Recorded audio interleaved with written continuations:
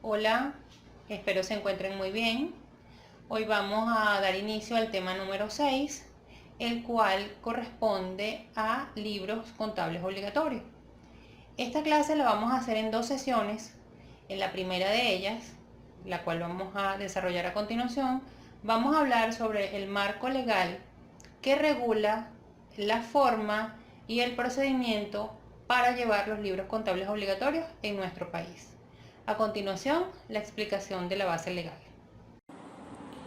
En Venezuela, el Código de Comercio rige las obligaciones de los comerciantes en sus operaciones mercantiles y en los actos de comercio, aunque sean ejecutados por personas denominadas no comerciantes.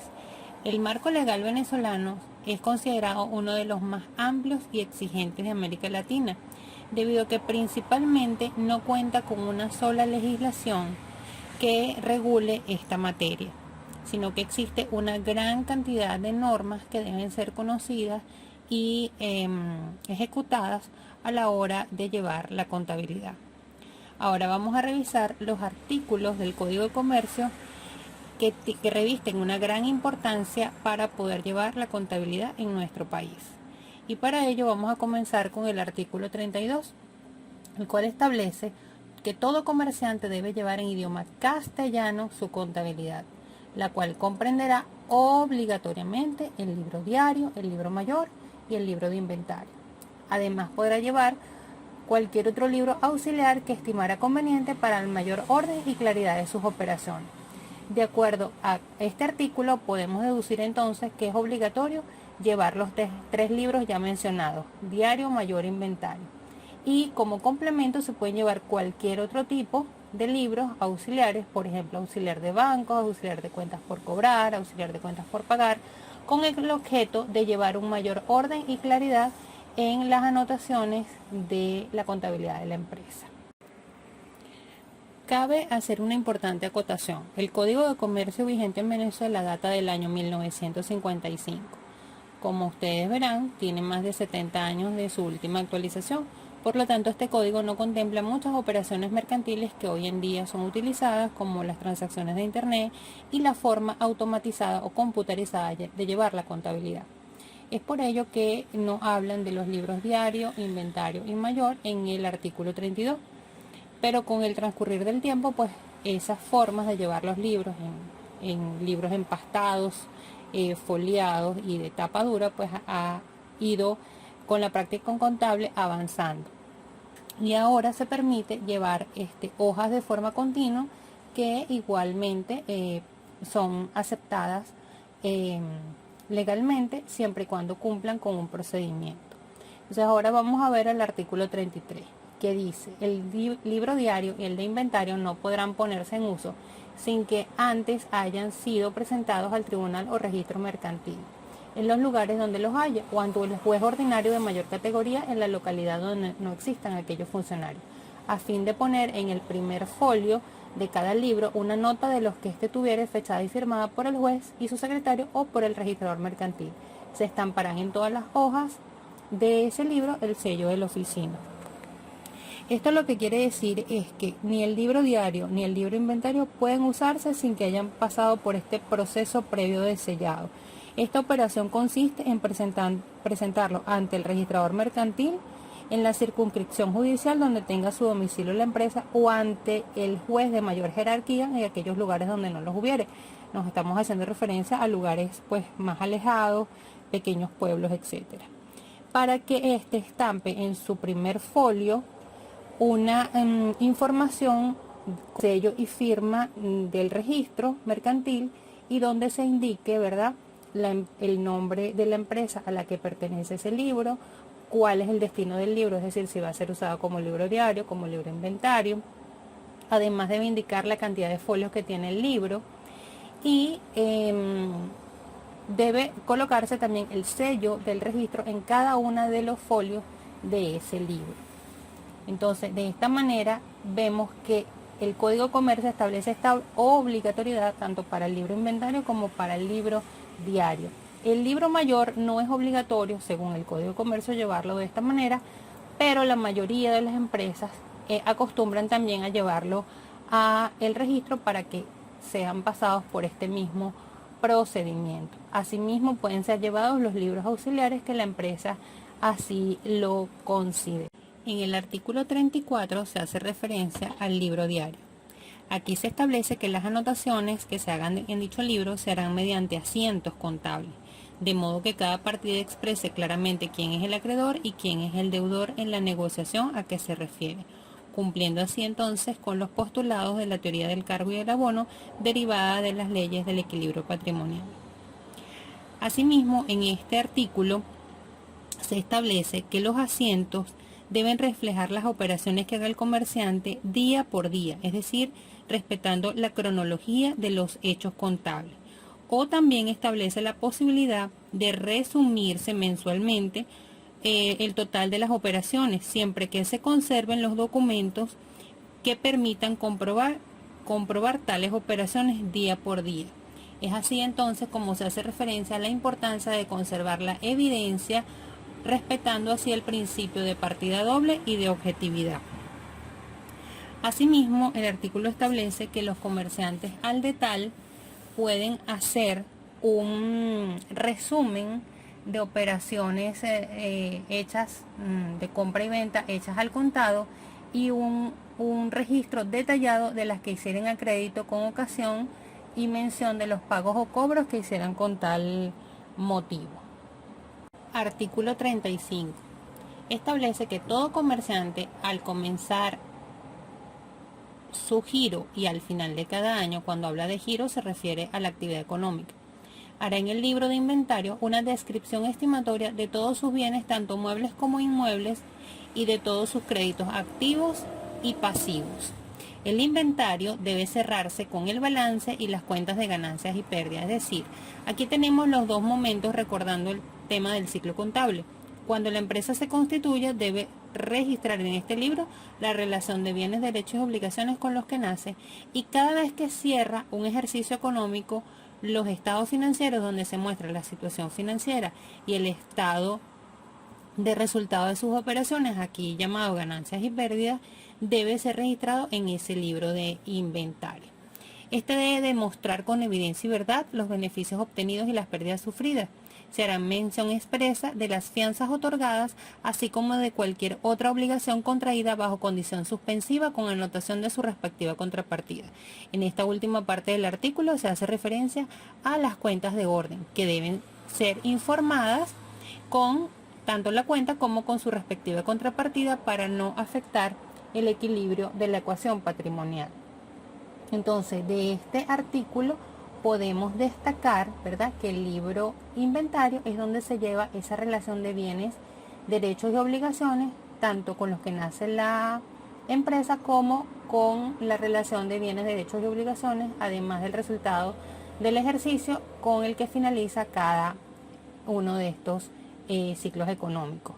Aquí se enfatiza el principio de la objetividad cuando se dice que debe demostrar con evidencia y verdad los beneficios y las pérdidas obtenidas. Artículo 36. Se prohíbe a los comerciantes, y es muy importante prestarle atención a esta información, alterar en los asientos el orden y la fecha de las operaciones descritas. Es decir, aquí me establece que los asientos, o me ratifica que los asientos deben realizarse de manera ordenada, respetando un esquema de colocar la información y respetando la cronología de los hechos contables. Dejar blancos en el cuerpo de los asientos o a continuación de ellos. Está muy claro, aquí se expresa que no podemos dejar espacios en blancos ni dentro del cuerpo del asiento ni a continuación de ellos. Es decir, cuando vayamos a hacer un registro en un libro contable legal, debemos tener ya la información definitiva, lo que debe colocarse allí. No podemos dejar un espacio para, una vez que tengamos la información, completar el libro. O sea, eso no está permitido. Poner asientos al margen y hacer interlineaciones. ¿Qué significa poner asientos al margen?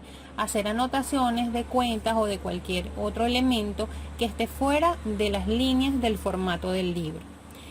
No se permite hacer interlineaciones, es decir, escribir entre líneas. Se me olvidó una cuenta, entonces la voy a agregar. Tampoco se permite hacer raspaduras o enmendaduras. No se permite romper los folios, dañarlos, borrar, tacharlos, enmendarle, echarle líquido blanco para tachar esto, porque estos libros se escriben en bolígrafo cuando se llevan de manera manual. Tampoco se permite borrar los asientos o parte de ellos, ni con borrador, ni con liquid paper, ni con cualquier otro mecanismo de borrado. Tampoco se permite arrancar hojas, alterar la encuadernación o la foliatura. Generalmente estos libros que se llevan manual vienen cosidos, entonces no podemos alterar esta forma del libro original, ni la foliatura, que se refiere a la numeración que traen los libros, porque recuerden que cada uno de estos libros tiene un número y sobre ese número va colocado el sello del registro mercantil. Tampoco se permite mutilar alguna de las partes de los libros. Cada registro, ¿verdad?, que se haga en estos libros debe respetar unas normas. No alterar las fechas, no alterar el orden de los asientos, no borrar, no romper el libro, no arrancarle hojas. Es decir, los registros deben hacerse de manera correcta para no afectar el estado original y las buenas condiciones de los libros contables. Los errores u omisiones que se cometieren al formar un asiento se salvarán en otro distinto en la fecha en que se notare la falta. Este artículo nos indica claramente cómo vamos a corregir un error o una omisión. Un error cuando registré una cuenta que no correspondía o por un monto que no correspondía. Una omisión es que dejé de registrar alguna operación o dejé de registrar una cuenta dentro de un asiento. Entonces aquí me indican cómo lo voy a corregir. En el momento que notare el error, la omisión, respetando la cronología del asiento, voy a colocar un asiento donde elimine el error cometido anteriormente y luego voy a hacer otro asiento donde lo haga correctamente. Entonces de esta manera es que se corrigen los errores u omisiones, recordando el artículo que acabamos de ver, donde prohíbe borrar, tachar o arrancar hojas cuando nos hemos equivocado elaborando algún asiento contable. El artículo 39 dice, para que los libros auxiliares de contabilidad, como ya mencioné, pueden ser de bancos, de cuentas por cobrar, cuentas por pagar, etcétera, llevados por los comerciantes puedan ser aprovechados en juicio por esto, han de reunir todos los requisitos que se prescriben con respecto a los libros necesarios, en este caso los libros obligatorios, que son inventario diario mayor. Es decir, estos libros auxiliares, si son llevados conforme a las pautas legales aquí establecidas en el Código de Comercio, pueden servir de prueba ante cualquier proceso judicial en el que esté inmerso el comerciante, pero deben ser llevados bajo estas pautas para que puedan ser aceptados como libros que tengan carácter y valor legal y probatorio. Artículo 44. Los libros y sus comprobantes deben conservarse durante 10 años a partir del último asiento de cada uno de los libros. La correspondencia recibida y las copias de las cartas remitidas serán clasificadas y conservadas igualmente durante este periodo porque estos tienen valor probatorio. Es decir, aquí este artículo es muy claro. Los libros y todos los comprobantes que dieron lugar a los asientos y a la información que contienen esos libros deben ser conservados durante 10 años. Y cuando hablo de conservados, la palabra o el verbo es muy específico. Deben ser resguardados. Deben ser guardados en un lugar seguro donde estén protegidos de factores ambientales que puedan deteriorarlos. Entonces, esta obligación de conservar estos libros por 10 años es un requisito indispensable, ¿verdad?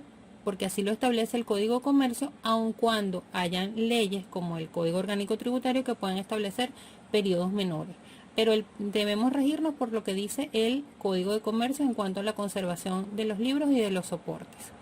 Entonces, hasta este momento, estos son los artículos de mayor interés que comprende que contiene el Código de Comercio para los efectos de nuestro estudio. Pero es importante conocer que no es la única ley que debemos conocer por la cual se rige la contabilidad en Venezuela. Hay otro conjunto de leyes como el Código Orgánico Tributario, la Ley del Ejercicio de la Contaduría Pública y su reglamento, la Ley de Impuesto al Valor Agregado y el reglamento, otras leyes en materia financiera y económica, la Ley de Impuestos sobre la Renta, la Ley Orgánica del Trabajo, etcétera. Entonces, hay un conjunto de las ordenanzas municipales, Hay un conjunto de normas, un marco legal bastante amplio que como buenos contadores o administradores debemos conocer y manejar para hacer que la empresa pues así cumpla y se libre de sanciones y multas. Entonces, hasta aquí el tema de la primera parte de libros contables obligatorios, donde revisamos el marco legal. En la próxima sesión de clase vamos a continuar con libros obligatorios, pero viendo lo que es la metodología de cómo son llevados estos libros desde el punto de vista de la técnica contable. Espero verlos pronto en esta nueva oportunidad, estimados estudiantes, y como siempre les digo, con mi intención de que esta información sea de un gran aporte para ustedes en su formación profesional.